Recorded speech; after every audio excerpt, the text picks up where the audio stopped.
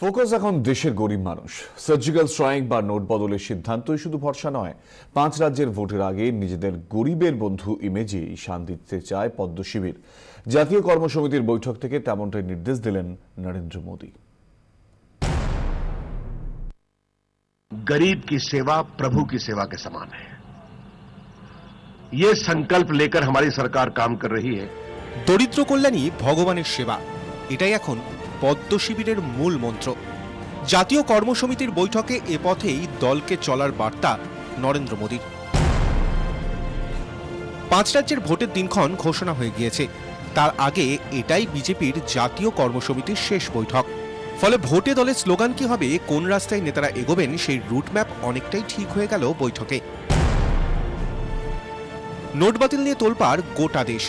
গরিব মানুষের হয়রানি নিয়ে পথে নেমেছে বিরোধীরা। রাজনৈতিক বিশেষজ্ঞদের কথায় 5 রাজ্যের ভোট মোদীর অ্যাসিড টেস্ট। সেই অগ্নিপরীক্ষায় নোট বাতিলকেই হাতিয়ার করতে চায় বিজেপি। পদ্ম শিবিরের স্লোগান হচ্ছে, নোট বাতিলে দুর্নীতি কমেছে, দুর্নীতি কমলে আদতে লাভ হবে গরিব মানুষের। কালো টাকার দুর্নীতি বন্ধ হলে আদতে দারিদ্র্য কমবে।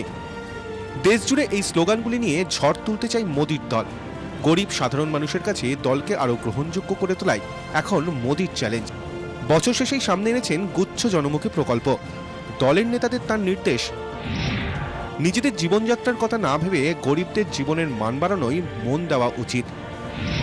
নেতাদের আত্মীয়দের বাড়তি সুবিধা নয়, অগ্রাধিকার দিতে হবে সাধারণ গরিব মানুষকে। রাজনৈতিক দলগুলির তহবিল স্বচ্ছ রাখতে হবে। নোট বাতিলের সিদ্ধান্তে দেশজুড়ে সব থেকে বেশি সমস্যায় পড়ছেন গরিবরা। প্রশ্ন উঠছে, সেই চাপে পড়েই কি জাতীয়তাবাদী স্লোগান থেকে সরে গরিব বন্ধু ভাবমূর্তি তুলে ধরতে চাইছে বিজেপি? কর্মসমিতির বৈঠকে সে জবাবটাও দিয়েছেন মোদী। তিনি বলেন, গরিব মানুষ বিজেপির জন্য শুধুমাত্র ভোট ব্যাংক নয়, তাদের উন্নয়নটাই আসল লক্ষ্য।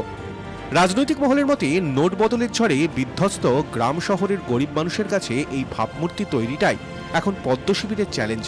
তার জন্য বুথ স্তর পর্যন্ত কর্মীদের নির্দেশ দেওয়া হচ্ছে গরিবের পাশে দাঁড়াতে।